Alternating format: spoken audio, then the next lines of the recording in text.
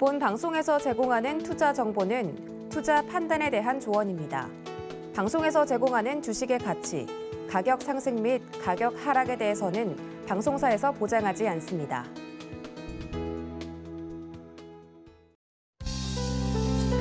안녕하세요. 오늘장 내일장의 권민정입니다. 오늘 우리나라 지수 장 초반부터 상승세로 계속해서 이어가고 있는 상황인데요. 코스피부터 살펴보시자면 낙폭 과대 인식 속에서 반등을 시도하고 있는 모습입니다. 다만 수급 주체를 좀 살펴보면 개인이 매수세를 이끌면서 상승을 주도하고 있는 상황이고요. 현재 1% 가까운 상승률로 고점에 위치하고 있습니다. 코스피 시총 상위권 종목들 대부분 상승 중에 있는데 특히나 LG 에너지 솔루션이 일본 완성차 업체인 혼다와 손을 잡고 미국의 배터리 합작 공장을 짓는다는 소식 속에 큰 강세 보여주고 있습니다. 코스닥 또한 외국인과 기관의 쌍끌이 순매수세로 상승폭 크게 키워나가고 있는데요. 현재 고점인 상황입니다. 2% 넘는 상승률 기록하고 있습니다. 오늘 시장의 흐름 전반적인 이슈로 상승을 한다기보다는 전일 과대 낙폭에 따른 반발 매수 세력이 들어와주고 있습니다. 이 움직임들 오후장으로 갈수록 크게 가져가고 있는데요. 계속해서 반등의 흐름 나올 수 있을지 기추가 주목됩니다. 저희 방송과 함께 투자 전략 꼼꼼히 세워가시길 바라겠습니다. 저희 방송 유튜브로 또 시청을 할 수가 있습니다. 서울경제TV라고 검색해 주시면 실시간 방송 시청 가능하시니까요. 많은 관심 부탁드리도록 하겠습니다. 본 방송에서 제공해 드리는 정보는 투자 판단을 위한 조언일 뿐 해당 주식의 가치와 수익률을 보장해 드리진 않습니다. 그리고 서울경제TV와 서울경제신문은 당사의 브랜드입니다. 서울경제증권TV와는 무관하다는 점 꼭 기억해 주시길 바라겠습니다. 8월 30일 화요일입니다. 오늘장 내일장 본격적으로 출발하겠습니다.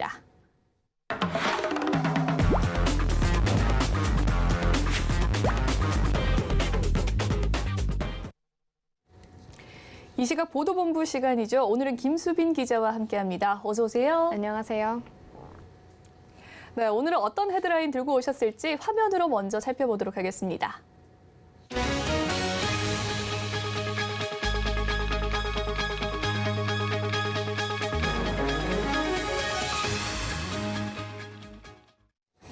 네, 오늘의 첫 번째 소식은 보험료와 관련된 이야기입니다. 내년부터 건강보험료율이 오르게 된다고 하는데요. 어느 정도 인상이 될까요?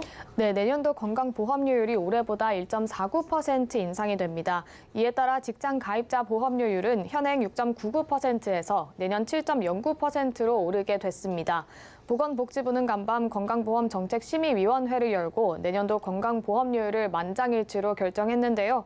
내년도 직장가입자가 부담하는 평균 월 보험료는 올해 7월 기준 평균 14만 4,643원에서 2,069원 오른 14만 6,712원이 됩니다. 지역가입자 세대당 평균 보험료는 현재 10만 5,843원에서 1,598원 오르게 됐습니다. 네, 국민의 이 의료 이용 추세가 나날이 늘고 있다고 하는데요. 왜 인상이 되었을까요? 구체적인 이유가 무엇입니까? 네, 아무래도 건강보험 재정 지출이 크게 늘고 있기 때문입니다. 이길 복지부 제2차관은 건강보험 부가 체계 개편과 소득세법 개정으로 건강보험 수입 감소 요인, 수가 인상과 필수 의료 시행은 지출 증가 요인이라고 설명했습니다. 즉 필수 의료 체계가 강화되고 취약계층 의료비 지원이 확대되는 등 국정과제 이행을 위한 지출 소요가 있다는 건데요. 복지부는 예년 수중에 인상 필요성이 제기가 됐지만 물가 등으로 인한 국민의 보험료 부담 여력을 우선적으로 고려했다며 강도 높은 재정 개혁을 추진해 재정 누수를 막을 계획이라고 말했습니다. 사실 건강보험료율은 최근 10년 동안 2017년만 빼고 해마다 올랐는데요. 지난해에는 인상폭을 억제하면서 6.99%로 결정을 했고 올해도 간신히 6.66%대를 유지했습니다. 현행 건강보험법상 직장 가입자의 보험료율을 소득세의 8% 범위에서 정하도록 상한선이 정해져 있는데요. 내년에 7%를 돌파하게 되면서 윤석열 정부 임기 내에 상한선 근처에 다다를 수 있을 거란 우려의 목소리가 나옵니다.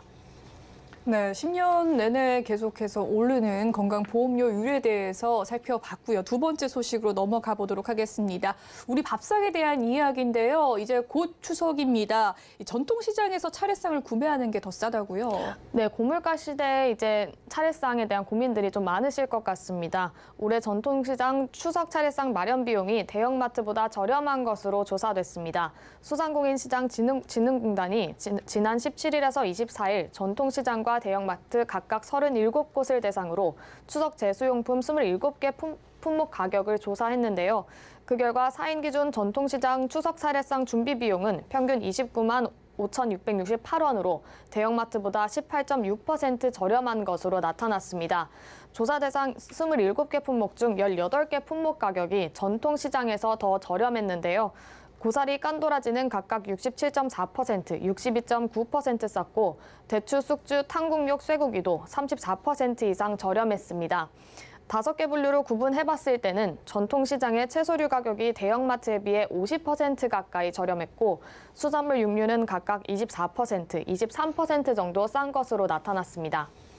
네, 대형마트보다 전통시장이 훨씬 더 싸게 구입할 수 있다는 점 알아봤고요. 요즘 물가 정말 많이 올랐습니다. 작년과 비교해서는 어느 정도 올랐나요? 네, 지난해에 비해 정말 많이 올랐습니다. 한국물가협회에 따르면 4인 기준 올해 추석 차례상 비용은 작년 대비 6.4% 비싸졌습니다.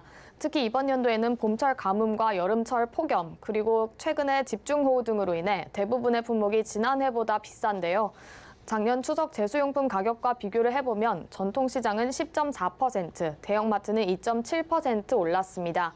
과일류도 이른 추석으로 햇상품 출하가 늦어지면서 가격대가 좀 높게 형성이 된 편인데요. 다만 배와 밤은 작황과 출하량이 양호해서 가격이 비교적 안정적인 것으로 파악됐습니다. 네, 마지막 소식으로 넘어가 보도록 하겠습니다. 이번에는 부동산 소식인데요. 지난 1년간 전월세 거래 중에 절반 이상이 기존 계약을 갱신했다는 소식입니다. 어떤 내용인가요? 네, 그렇습니다. 갱신 계약 비중이 꾸준히 늘고 있는 추세입니다. 한국건설산업연구원이 지난해 6월부터 올해 6월까지 서울 전월세 계약을 분석한 결과 약 19만 건의 계약 중 기존의 계약을 갱신한 계약은 7만 3,352건으로 나타났습니다. 전월세 갱신 계약 비율은 관련 자료가 처음 공개된 2021년 6월 29.7%로 가장 낮은 기록을 보인 이후 꾸준히 증가해 지난 6월에는 50.3%를 기록했습니다. 1년 새 거의 2배 가까이 오르는 수준이었는데 갱신 계약 비율이 왜 자꾸 늘고 있는 겁니까? 네, 보다 다양한 해석들이 좀 나오는데요. 기본적으로는 최근 급등한 전셋값의 영향을 받은 거란 분석입니다. 현재 사는 집에서 계약이 만료돼 이사를 가려고 해도 다른 지역의 전셋값이 올라 기존 집에 머무는 사례가 늘고 있기 때문입니다. KB 월간 시계열 통계에 따르면 2년간 서울 전세 가격은 25% 가까이 늘었습니다.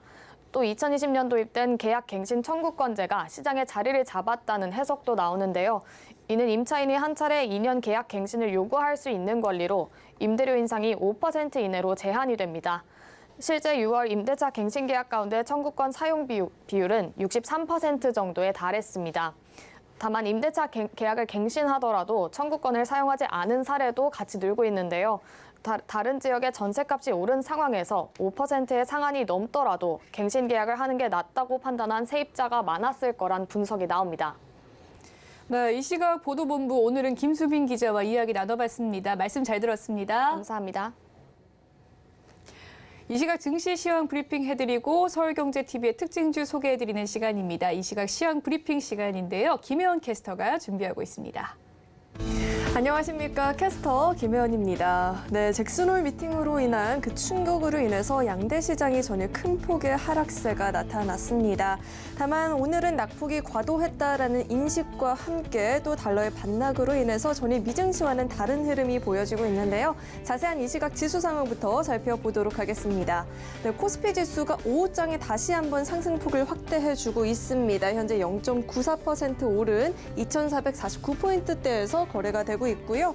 해운 기계 업종을 제외하고선 대부분의 업종들이 오늘 상승세를 보이고 있습니다. 이어서 코스닥 지수도 확인해 보시죠. 네, 마찬가지로 오후장에 더 강한 모습이 보여지고 있습니다. 2%가 넘는 상승세를 보이고 있고요. 795포인트대 나타내주고 있고요. 폐배터리 관련주들 상승세가 눈에 띄고 있는 상황입니다. 그리고 여행주들까지도 오늘 오름세를 이어나가주고 있습니다. 이어서 수급도 확인해 보시죠. 네, 매수세를 보였던 기관이 장중에 매도 전환을 했습니다. 외국인과 기관이 2거래일 연속 양매도를 보이고 있는데요. 외국인은 현재 1,214억 원, 기관은 400억 원이 넘는 매도 우위를 보이고 있습니다. 이어서 코스닥의 수급도 확인해 보시죠. 네, 외국인들 장중에 매수 전환을 하게 됐죠. 반면 개인은 장중에 매도 전환하게 되면서 현재 681억 원 매도하고 있고요. 기관은 397억 원, 외국인은 420억 원 현재 매수세 보여주고 있습니다. 네, 이어서 오늘장 상승한 업종 테마 살펴보겠습니다. 네, 여행주가 상승세를 이어나가주고 있습니다. 방역당국이 해외 입국자를 대상으로 한 입국 전 코로나19 검사 폐지를 검토하고 있다는 소식이 전해지면서 힘을 받고 있죠.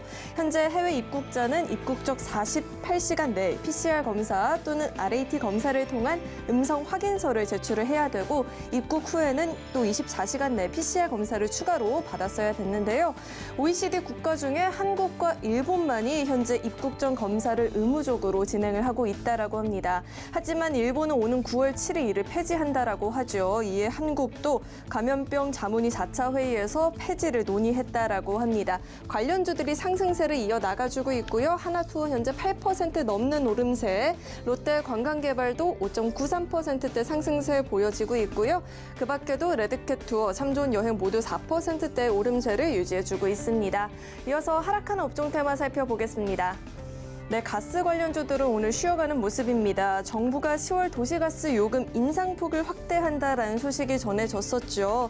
산업통상자원부는 10월 도시가스 요금 인상을 결정하고 그 인상 추이를 기획재정부와 논의 중이라고 하는데요. 한국가스공사가 가스를 비싸게 사와서 싸게 팔게 되면서 이미 떠안게 된 손실이 5조가 넘어선 가운데 국제 천연가스 가격도 치솟고 있는 가운데 상황이다 보니까 10월에 계획된 정산 단가 외에도 기준 연료비도 함께 올리는 방안 검토 중이다라는 소식이 전해지면서 관련주들이 힘을 받는 모습이었는데 오늘은 차익 실현 매물들이 나오면서 다소 쉬어가는 모습입니다. 한국가스공사 현재 4% 가까운 하락세 보여지고 있고요. 대성에너지는 6%가 넘는 하락세, 경동도시가스도 5%대의 낙폭을 보이고 있습니다. 네, 이어서 증시 탑10 확인해 보겠습니다. 네, 오늘 삼성전자가 소폭의 상승세를 보여주고 있고요. 네이버와 카카오 두 종목 모두 빨간불 켜내고 있습니다. 제롬 파월 의장의 긴축 시사 발언에 종목들이 전일 하루 만에 시총이 3조 원가량 날아가기도 했는데 하루 만에 빨간불을 보여주고 있고요. 서울경제가 뽑은 특징주도 확인해 보겠습니다. 네, 소리바다는 상장 폐지를 앞두고 정리매매 이틀 차인 오늘 급등세를 보이고 있습니다. 한국타이어앤테크놀로지는 미국 테네시 공장 증설을 결정했다는 소식에 힘을 받고 있죠. 이번 증설 계획에 승용차 및 경트럭용 타이어 2단계 확장과 또 트럭과 버스용 타이어의 3단계 확장이 포함이 됐다라고 하고요. 메디콕스는 경상북도에서 대마 산업 육성을 지원하는 내용의 조례안이 발의가 되면서 관련주로 묶이면서 상승세 보이고 있습니다. 네, 그럼 먼저 삼성전자부터 살펴보도록 하겠습니다. 네, 삼성전자의 이재용 부회장이 오늘 삼성 SDS 본사를 방문을 했죠. 이번 삼성 SDS 방문까지 더하게 된다면 이 부회장의 사면 복권이 한 달도 채 되지 않은 이 한 달 기간 동안 총 4번의 현장 경영을 지원하게 된 건데요. 이 부회장의 경영 족쇄가 풀리게 되면서 이 새로운 삼성 구축 작업에 돌입했다는 그 기대감에 오늘 삼성전자가 소폭의 오름세를 보이고 있습니다. 현재는 0.34% 오른 58,800원에서 거래가 되고 있습니다. 네, 다음 살펴볼 종목은 앱클론이 있습니다. 카티 치료제의 긍정적인 임상 1상 중간 결과가 나오게 되면서 오늘 기대감에 상한가를 진입한 모습입니다. 이상 결과도 오는 10월에 발표가 된다라고 하고요. 현재 21,700원에서 거래가 되고 있습니다. 네, 다음으로 W게임즈 살펴보겠습니다. W게임즈가 미국에서 발생한 소셜 카지노 게임 관련한 소송에서 원고 측과 합의를 결정했다는 소식이 전해지고 있습니다. 더불어 자사주 취득 계약 체결 소식까지 더해지면서 오늘장에서 강한 모습 보여지고 있죠. 현재 10%대 급등 보여지고 있고요. 43,500원에서 거래가 되고 있습니다. 네, 지금까지 증시탑10 확인해봤습니다.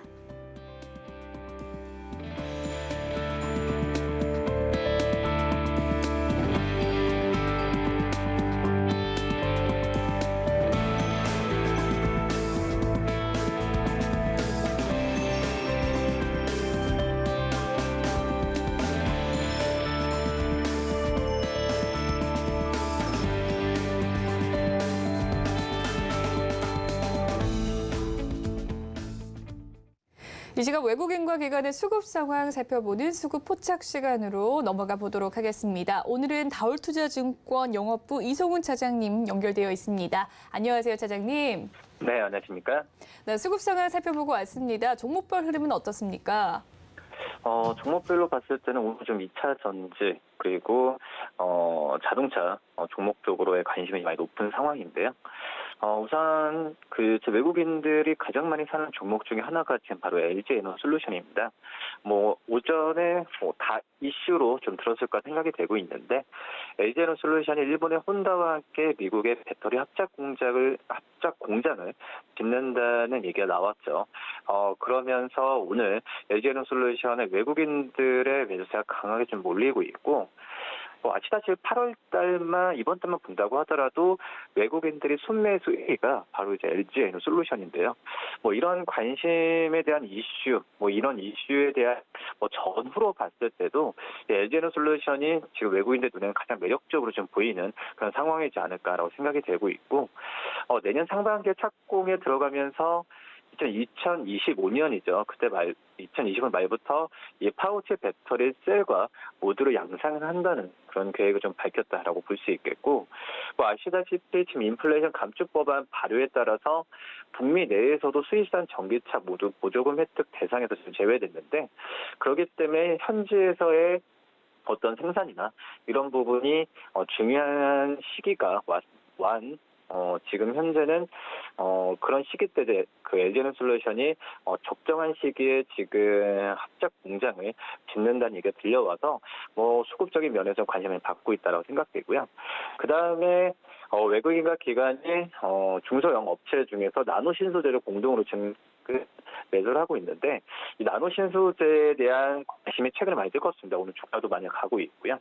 특히 이제 2분기 실적이 작년 대비해서 영업이익이 321%까지 늘어난 47억을 지금 기록했는데, 기존의 어떤 그 디스플레이 소재 기업이 아니라 지금은 2차 전지 그리고 태양광까지 특히 이제 CMT 이런 도전제 쪽에서의 그런 수요 부분이 계속 늘어날 가능성이 크다라고 지금 시장은 판단하고 있다라고 말씀드릴 수 있겠고요. 그렇기 때문에 나노신소재에 대한 관심이 더욱더 좀 뜨거워지지 않을까라고 좀 생각이 되고 있고, 우선 이 CMT 조선제 같은 경우는 이 응급제의 전자 이동성이나 또 실리콘 입자 팽창을 안정시키기 위해서는 필수적인 그런 소재이기 때문에 이 도전제에 대한 시장에서의 수요는 더욱더 늘어날 가능성이 크다라고 좀 판단되고 있고요. 좀 증권사 같은 경우에도 목표 주가를 지금 13만 5천 원까지 잡고 있죠. 10만 원 선 내서 10만 원 선 밑에서 도달할 가능성이 큰데 그렇기 때문에 지금 현재 가격도 좀 괜찮은 구간이지 않을까 이렇게 판단됩니다.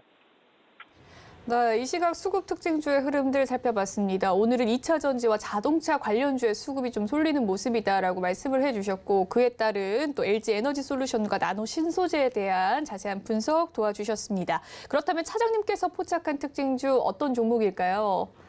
네, 외국인들이 코스피 순매수 4위에 올려놓은 현대위아라고 볼 수 있겠는데요.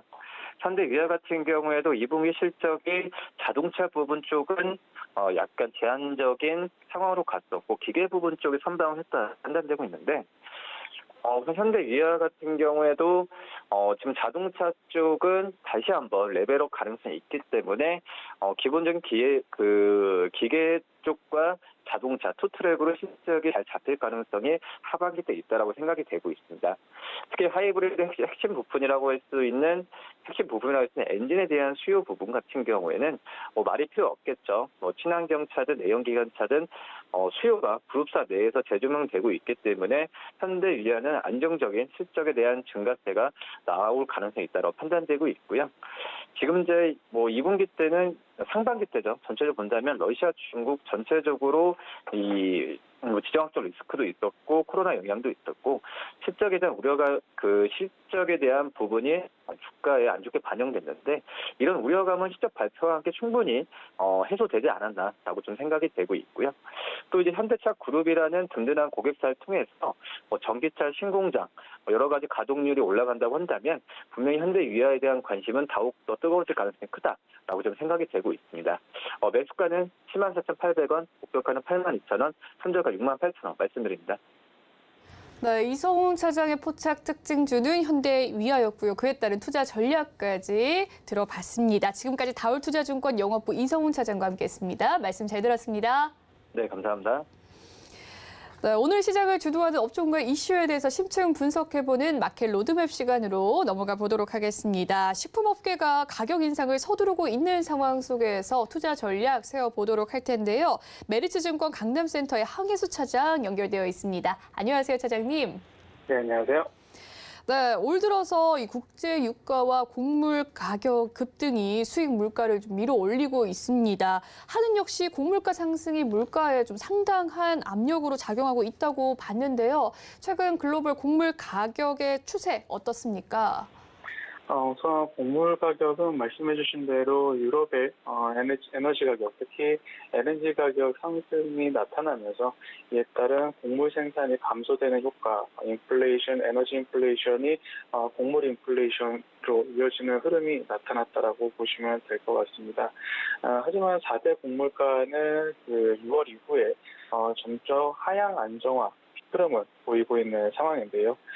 단기 고점 대비해서 그 4대 곡물이라고 할 수 있는 소맥 같은 경우는 36% 가격이 하락한 상황, 옥수수는 18%, 대두는 15%가 하락하는 모습이 보여졌습니다. 러시아 우크라이나 전쟁 전인 올해 초 수준까지 떨어졌다고 보시면 될 것 같은데요. 작년 초 대비해서 평균 아직까지도 그래도 15% 정도 상승한 수준이라고 보시면 될 것 같습니다. 그 최근에 유럽을 중심으로 다시 한번 조금 기상이변이 나타나기 시작하면서 곡물가 재상승 여부가 이목이 조금 쏠리고 있는 상황인데 이런 기상이변이 나타나게 되더라도 예전 러시아 우크라이나 사태와 같은 곡물 가격 폭등 사태는 조금은 나타나지 않을 확률이 훨씬 더 높은 상황이다라고 보시면 될 것 같고요. 점차적으로 하향 안정화를 거치고 있는 곡물 가격이다라고 보시면 될 것 같습니다. 네, 6월 이후로는 곡물 가격이 좀 하향 안정세를 유지하고 있기는 하지만 그래도 좀 변동성이 심한 장세입니다. 최근 지정학적 리스크와 이상 기후로 인해서 곡물 가격의 변동성이 높아진 상황인데요. 이 곡물난과 관련해서 다양한 섹터 중에 장기적으로 큰 수혜를 받을 섹터는 어떤 섹터라고 보십니까? 아마도 곡물 가격 상승에 따른 판가 상승을 단행했었던 식료품 관련 종목들이 매출적이라든지 아니면 이익적인 측면에서 가장 큰 수혜를 보고 있다라고 보시면 될 것 같습니다. 네, 식료품 관련된 섹터를 좀 꼽아주셨습니다. 그런가 하면 최근 식품 업계가 계속해서 가격 인상을 서두르고 있습니다. 인도가 식량 안보에 고삐를 죄면서 이 수출 제한 방침의 확대를 검토하고 있는데요. 국내 식품 업계에 미칠 파장은 어떻게 보시나요? 인도 같은 경우 말씀해 주신 대로 최근 가뭄에 따른 작황 부진으로 쌀아기라는 부스러기 쌀알에 대한 수출 제한이 검토가 되고 있는 상황인데요. 하지만 쌀아기는 식용으로 이용되기보다 사료로 이용되는 비중이 굉장히 높기 때문에 이런 수출 제한이 본격적으로 나타나게 된다면 장기적으로 봤을 때는 국내 사료 가격이 상승할 수 있는 요인이 될 수 있다. 이 정도 보시면 될 것 같습니다. 네, 식품업계에 대한 이야기들 살펴봐 주셨습니다. 네, 사료로 많이 쓰이는 쌀아기를 좀 수출 제한으로 검토한다라는 소식까지 엿봐봤습니다. 장기화 시에는 국내 사료 가격의 상승 가능성 이야기를 해주셨는데 조금 더 추가 이야기가 있을까요? 인도 같은 경우는 지난해 쌀 수출량이 2,150만 톤으로 세계 쌀 수출의 약 40%를 차지하고 있고, 이는 쌀 수출 세계 2위인 베트남 600만 톤보다 3배 이상 많은 규모인데요. 이러한 수출 물량 중에 17% 정도가 쌀아기라는 점을 감안했을 때 이 전부가 수출이 되지 않는다는 극단적인 가정을 하게 된다면 국내 사료의 가격이 급등할 수 있다. 이 정도로 보시면 될 것 같습니다. 다만 이런 극단적인 상황은 나타날 확률이 굉장히 적기 때문에 결론적으로 인도의 이런 쌀아기 수출 제한에 따른 국내 영향은 그렇게 크지 않을 거다라고 보시면 될 것 같습니다. 네, 농심을 필두로 최근에 좀 가격 인상을 단행한 기업들 여러 있는데 특히나 농심이 1년 만에 라면 가격을 다시금 또 인상한다는 소식을 내비쳤습니다. 라면은 소비자 물가지수 산정에 반영되는 품목이라서 가격 올리기가 쉽지 않다고 봤었는데 1년 만에 가격 인상이네요. 이번 농심의 불가피한 가격 인상 원인은 원가 부담이라고 하는데 농심의 상황 어떻습니까? 농심은 다음 달 15일부터 26개의 라면 제품의 가격을 평균 11.3% 인상하겠다고 밝혔습니다. 물론 그 원자재 가격 상승에 따른 국내 시장에서의 영업이익이 적자를 기록하는 등 경영 상황이 좋지 않게 되자 가격 인상을 한 것으로 단행 전망이 되고 있는데요. 동사 같은 경우 이런 가격 인상으로 통한 판가 인상으로 약 4에서 500억 정도의 매출 개선 효과가 나타날 것으로 전망이 되고 있는 상황입니다. 이는 하반기에 밀가루 같은 추가적인 원재료 인상 가능성을 염두에 했을 때 보수적인 수치라는 점을 감안하면 최근에 이런 밀가루 가격의 하향 안정화로 농심 같은 경우는 이번 판가 인상을 통해 매출과 영업이익이 동반해서 상승할 수 있는 효과를 내년부터는 온전히 누릴 수 있다라고 보시면 될 것 같습니다. 네, 농심이 라면 가격을 다음 달부터 10% 넘게 인상을 하면서 총대를 맨 모습인데요. 국내 대표 라면 3사 중에 다른 기업은 아직 인상 계획을 내놓지 않은 상황입니다. 이번에 농심 가격 인상으로서 하반기 기업별 실적과 주가 흐름 어떤 차별화 양상을 보이게 될까요? 가격 상승에 의해서 판가 인상이 점진적으로 실적에 반영될 것으로 보여지고 있고요. 3분기부터 수출과 해외 법인 판가 조정도 나타날 것으로 전망이 되고 있기 때문에 3분기부터 이런 판가 인상 효과가 조금씩 반영이 되기 시작할 것으로 전망이 되고 있고 4분기부터는 국내 판가 인상 효과가 온전히 반영이 되면서 영업이익이 증액 기조로 완전하게 돌아설 것으로 전망이 된다라고 보시면 될 것 같습니다.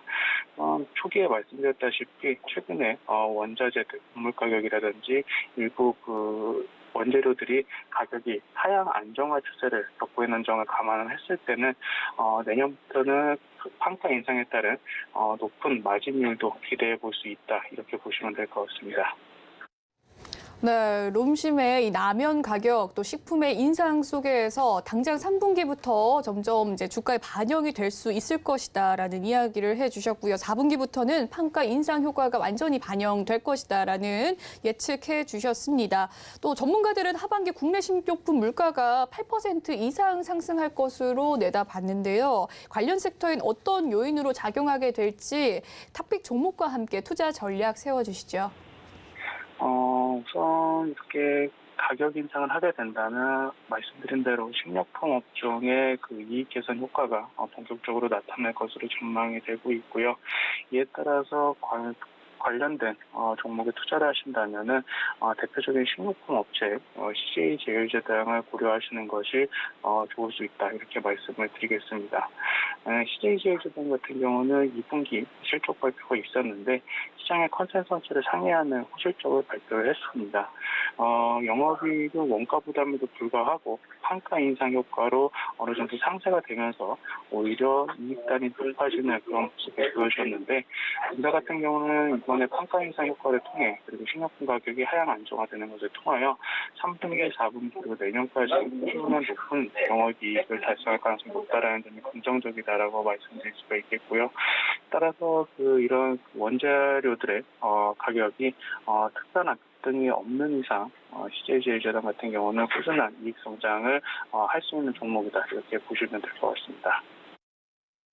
네, 식료품 업체로서 또 탑픽 종목 CJ 제일제당에 대해서 꼽아주셨습니다. 2분기에 이어서 하반기에 이익 성장이 좀 지속될 것이다라고 전망을 해주셨네요. 지금까지 메리트증권 강남센터의 황혜수 차장님과 함께 이야기 나눠봤습니다. 말씀 감사합니다.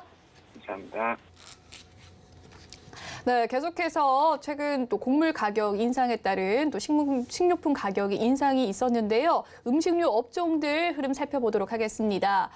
네, 음식료 업종 LG 생활건강 오늘 1.57% 상승을 하면서 71만 1,000원 현재 가격 지나가고 있습니다. 대다수 빨간불 켜낸 가운데 오늘 또 차장님의 탑픽 종목이었죠. CJ제일제당 강보합권의 흐름 보여주고 있네요. 오리온 또한 0.92% 1% 상승률, 하이트 진로 1.16% 상승을 하면서 오늘 상승 흐름 1% 내외의 상승 흐름 보여주고 있습니다.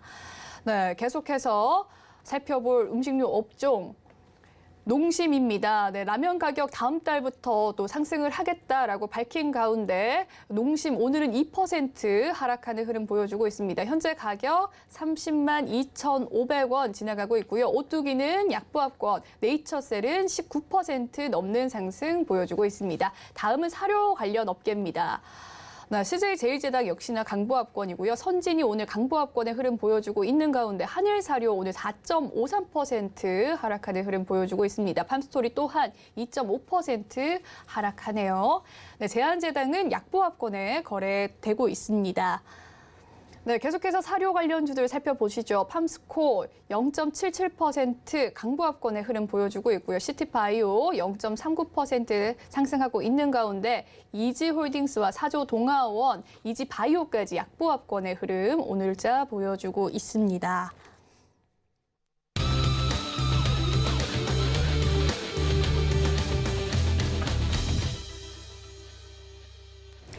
마켓 리더들과 함께 시장의 핵심 이슈를 살펴보는 이슈 칼럼 시간입니다. 오늘은 SPM의 김용진 대표님 나와 계시는데요. 인사 나눠보도록 할게요. 안녕하십니까? 안녕하십니까?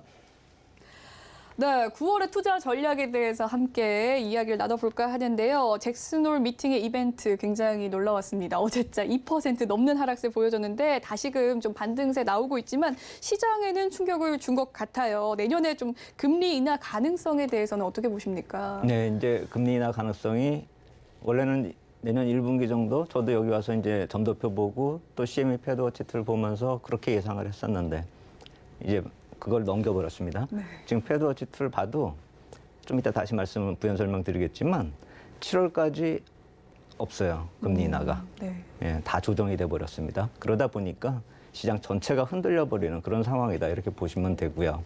또 오늘은 이제 채권 시장하고 주식 시장을 비교해가지고 적정한 그런 어느 정도의 조정이 필요할까 이것까지도 말씀을 드릴 텐데 뭐 지금 이런 말씀드리면 욕바가지 먹을 그럴 일이지만 나스닥 선물 기준으로 보면 지금 뭐 12,500 가잖아요. 네. 반등 나와가지고요. 그러니까 12,300까지 열어놔도 뭐 크게 문제가 없다라고 생각이 돼요. 그러니까 이게 내려야 된다라는 게 아니라 네. 12,300포인트까지 내리는 그런 모습. 그러니까 한 1, 2% 더 내린다 하더라도 네. 놀랄 필요 없고 추세가 뭐 하락으로 반전이 돼가지고 뭐 전저점 깨고 내려간다 뭐 이렇게까지 볼 필요가 없다라는 것이거든요. 그래서 오늘 그러한 근거들은 하나하나씩 말씀을 드리도록 하겠고요. 이제 그런 식으로 내용이 변화된 내용들을 제가 이전에도 말씀을 드렸을 거예요. 제임스 블러드 총재가 연말에는 375, 400을 BP 그 금리를 원한다, 기준금리요. 네. 그리고 또 그러고 나서 18개월 정도 이내에 인플레이션 정점이 확인될 거다. 이렇게 그때 말씀을 드렸잖아요. 예. 그리고 샌프란시스코의 총재, 그분 성함이 데일리 메일 총재예요. 근데 그때도 말씀을 드렸잖아요. 누가 감히 금리 인하에 베팅을 하느냐. 네. 그렇게 얘기를 했다라고 그랬잖아요. 그 이후로도 또 CNN에서 또 인터뷰한 내용에서도 아예 못 박아서 2023년에 금리 인하 없을 것이다. 이렇게 얘기를 했단 말입니다. 그렇다면은 이 두 분의 말을 그냥 조합해가지고 버무려가지고 얘기를 하면은 파월 의장이 이번에 한 얘기하고 똑같은 거죠. 그래서 전에도 말씀을 드렸지만 페드 인사들이 이렇게 방향성에 대해서 얘기를 할 때는 조금 이렇게 귀 기울여서 좀 들을 필요가 있다. 결국 현실화된 건데 채권 시장 쪽은 그다지 큰 충격이 없었고 주식 시장이 좀 충격을 받았고 제가 조금 더 밀려도 된다라고 말씀을 드린 건 그동안의 금리 인하 배경으로 해서 좀 많이 올랐다라는 점, 그 점이 있기 때문에 우리 너무 이런 하락에 대해서 조정 정도로 봐야지 여기서 이제 폭락이 시작됐다 이렇게까지 확대 해석할 필요는 없겠다. 그 말씀 오늘 드리도록 하겠습니다. 네, 결론적으로 좀 페드 인사들의 이야기를 좀 종합해 보면 연설의 내용 또 기조는 그대로였다. 그 시장이 좀 출렁이긴 했지만 조정의 국면 정도다라고 말씀을 해주셨습니다. 그렇다면 시장의 하락은 그러한 이벤트 내용이 좀 시장에 빠르게 반영이 되었다고 봐야 할까요? 좀 금리 인상의 경로 어떻게 변화될까요? 네, 그래서 아까 말씀드렸잖아요. 이제 연말에 370에서 400이 될 거다 이렇게 얘기하는 거예요. 이제 그거가 제 표로 하나 가져온 거 이거 뭐 패더치 툴 이제 이 자료인데요. 이 보시면은 뭐 올해 연말에 54% 정도 기록을 하고 있기 때문에 사실 뭐 이거 큰 의미를 두기는 힘들고 예전에 이제 적게 예상됐을 때 325, 그다음에 좀 높게 보면 350 뭐 이랬었는데 그게 많게는 50bp가 올라간 거고 적게는 25bp가 올라갔다 목표 금리가요. 근데 이제 여기까지는 어느 정도 이해가 되죠. 근데 문제는 뭐냐면은 문제가 아니라 중요하게 봐야 될 건 뭐냐면 이 이후로 내년 7월까지 그냥 이 375, 400이 쭉 이어진다라는 거예요. 이 패드워치를 이게 다 쳐봐도요. 1, 2, 3, 4, 5, 6, 7, 8 뭐 이렇게 다 쳐봐도 그냥 370에서 400이 이어진다는 거고 언제 이게 나타날지 모릅니다. 이제 금리 인하가 될지 뭐 여기서 추가로 인하될지. 그러니까 중요한 거는 전에도 말씀드렸지만 이 패드워치 툴이 정확하다 이렇게 보자라는 게 아니라 시장 심리가 그렇게 지금 이어가고 있다라는 점을 보자는 겁니다. 그래서 연말에 375, 400이 확실시 되고 있다라고 한다면 우리가 이거 한번 쪼개보자고요. 이게 FOMC 회의가 9월, 11월, 12월 세 번이 남아 있는데 지금 9월에 75 상승시킨다 이렇게 해가지고 모두 다 지금 얼어 있잖아요. 다들 시장도 얼고 투자자들도 좀 겁내고 하고 있는데 설사 만약에 그렇게 된다 하면은 9월 달 금리가 이게 300bp가 된단 말입니다. 300에서 325. 그리고 11월하고 12월에 이 나머지 75를 쪼개서 나눠서 이제 인상을 하게 된다라는 거예요. 그렇게 된다라고 한다면 지금 패더치 툴에서 나와 있는 표로 본다면은 11월에 50bp고 12월에 25bp고 다음부터는 안 올리고 이렇게 되는 거란 말입니다. 그렇게 본다면 지금 75bp, 어떤 사람들은 100bp 얘기를 하기도 하지만 지금 이 툴만으로 얘기를 했을 땐 75bp가 대사란 말입니다. 그럼 75bp가 올라간 다음에 그게 지금 다 반영이 되고 있잖아요, 악재로. 그런 다음에는 점점 강도가 낮아진다라는 점을 우리가 놓치면 안 된다라는 것이죠. 그래서 지금 얻어맞고 있고 안 좋은 배경이 지금 당장 들이닥쳤는데 그것에 대해서 겁낼 때가 아니라 지금 그게 반영 중이다라고만 생각하면 크게 부담이 없을 것입니다. 그래서 저는 이것을 지나가는 반영 중인 재료다, 악재다. 이게 반영이 되고 난 다음엔 점차 가벼워진다. 그 점을 볼 필요가 있다. 이 말씀을 드리겠습니다. 네, 앞으로 FOMC 회의가 9월, 11월, 12월 남아있는 가운데 9월에 75bp를 인상을 하더라도 11월과 12월에 남은 bp가 지금 75bp밖에 남지 않았기 때문에 앞으로 점점 나아질 수 있다. 현재 출렁거림에 너무 놀라지 마시라라는 이야기 해주신 것 같습니다. 그렇다면 그것이 좀 국채 시장에 미친 영향도 있을 텐데 향후 채권과 주식 시장의 투자 포인트 어떻게 가져가면 좋을까요? 네, 그래서 제가 초반에 이제 국채 가격하고 주식 가격하고 좀 비교를 하면서 지금 뭐 더 밀려도 된다 이렇게 말씀을 드린 그런 모습인데 한번 국채 선물 이 시세를 보면서 말씀을 드리면은 제가 지난 4월부터 6월까지의 이 붉은 박스권으로 만들어진 구간이 이게 7월부터 이제 9월까지 이어진 다음에 방향을 잡아갈 거다 이렇게 말씀을 드렸는데 솔직히 말씀드려서 저는 거기에서 이제 아래쪽 하단을 지지하고 턴에서 올라가는 걸 생각을 했는데 지금은 이 지지선을 무너뜨리려고 내려오려고 시도하고 있는 그런 모습이란 말입니다.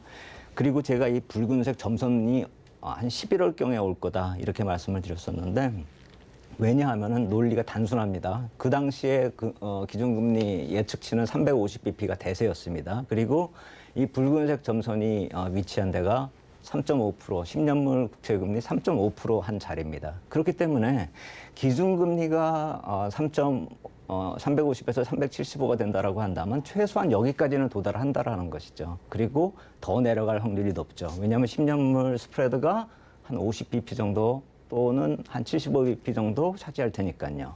그런데 이제는 아예 375에서 400이 되기 때문에 지금 위치한 이 3.5% 금리보다 여기보다 지금 위치한 거에서 더 내려가는 거 폭만큼이 더 내려갈.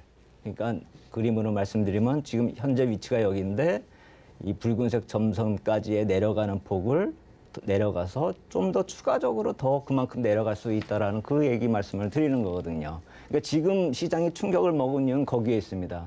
실제로 시장 충격이 지금 당장 금리가 변하는 그 문제가 아니라 향후에 예전엔 11월 정도께에 나타나더라도 크게 무너지지 않을 텐데 만약에 연말에 370에서 400이 된다라고 한다면 크게 무너질 일이 앞으로 한 번 정도 나타날 것이라는 것이죠. 그래서 지금 시도 중인 이 하향 이탈이 지금 성공을 해서 다시 지지가 성공이 돼서 올라간다 하더라도 향후에 금리 때문에 기준금리 이 인상 그 사이클 때문에 이게 붉은색 레벨까지는 근처까지 한번 올 가능성이 큽니다.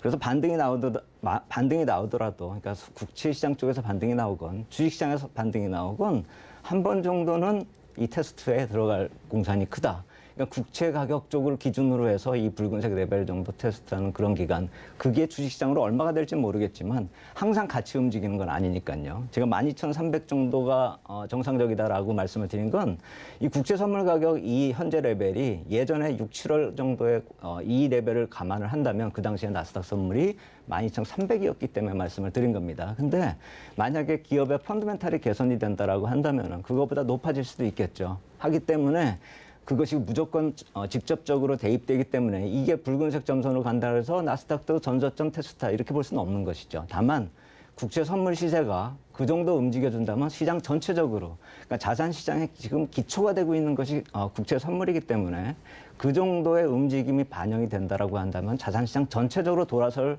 그 가능성이 크다. 그렇기 때문에 국채 선물 기준으로 한번 패닉 셀링이 나오는 그런 분위기가 나오거나 이런 위기설 또 이런 얘기가 나올 때가 진짜 기회가 될 수가 있다.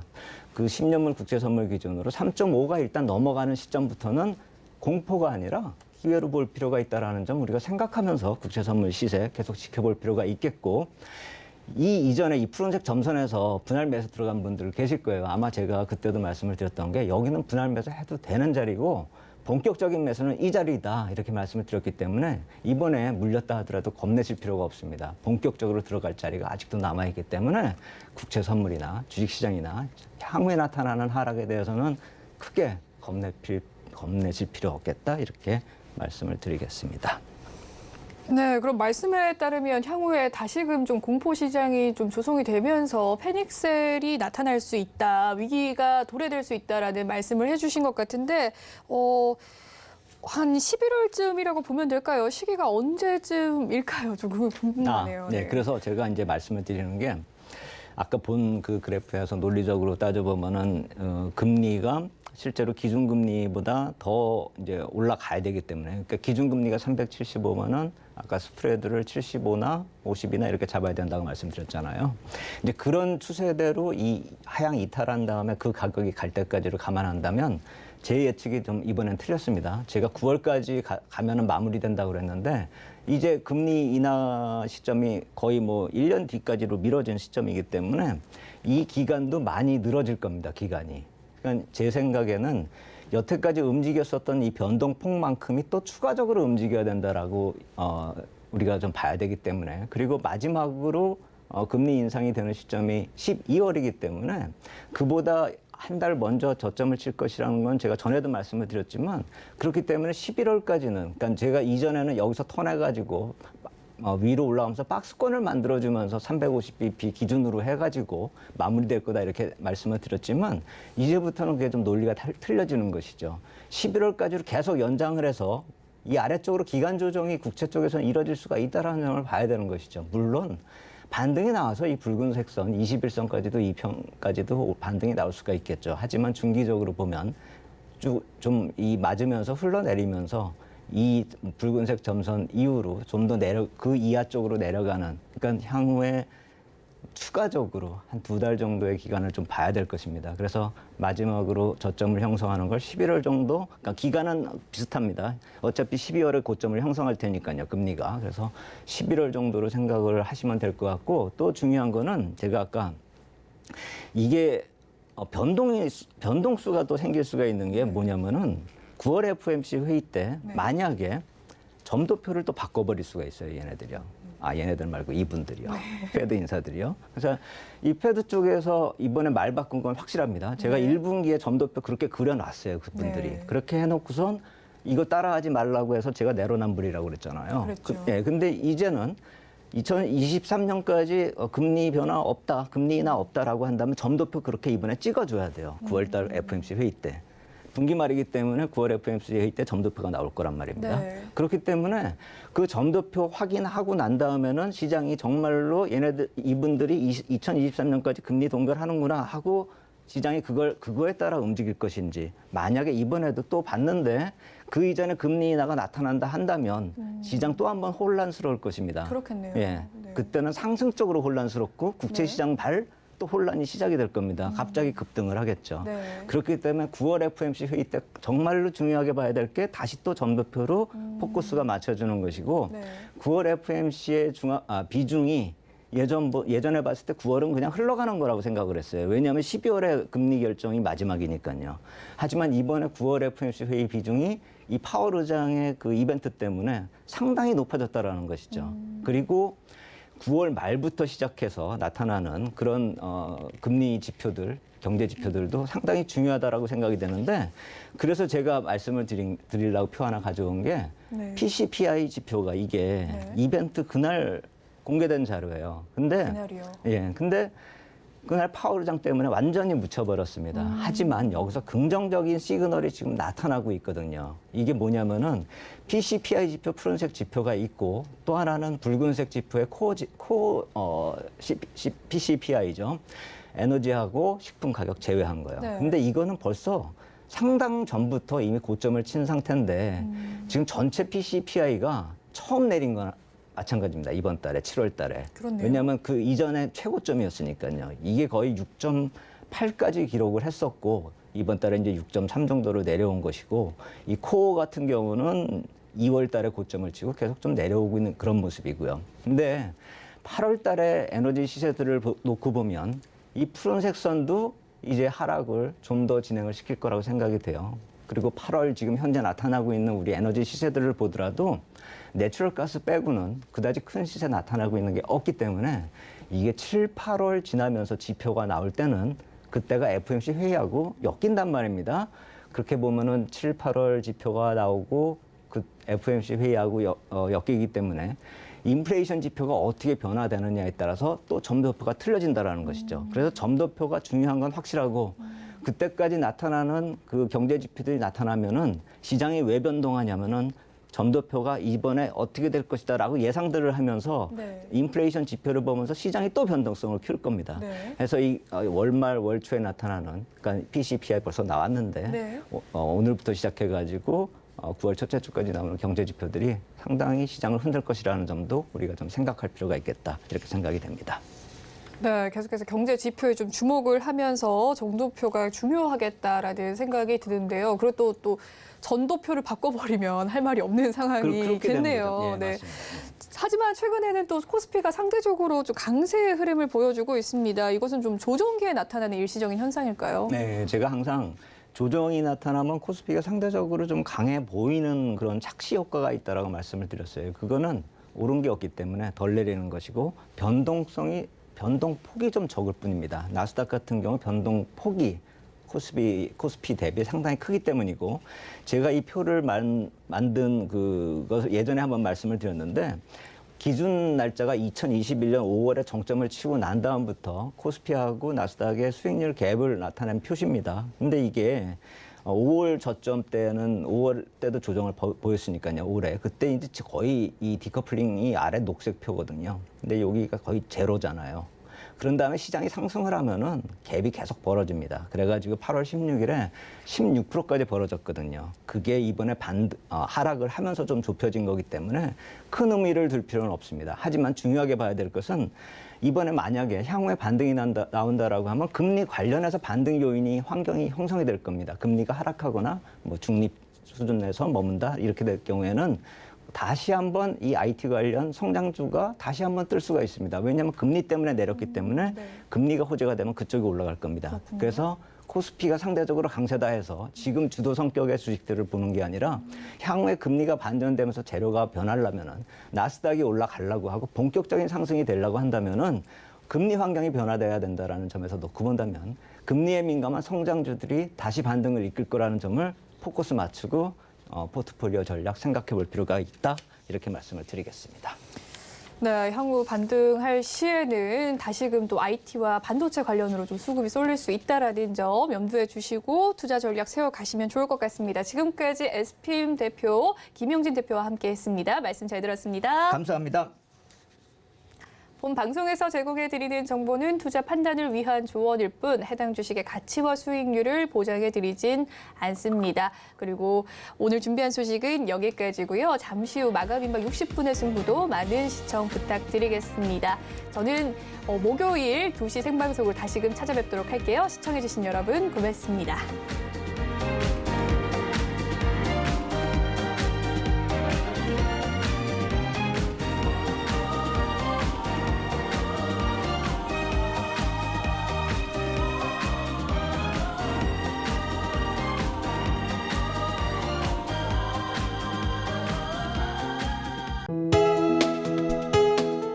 본 방송에서 제공하는 투자 정보는 투자 판단에 대한 조언입니다. 방송에서 제공하는 주식의 가치, 가격 상승 및 가격 하락에 대해서는 방송사에서 보장하지 않습니다.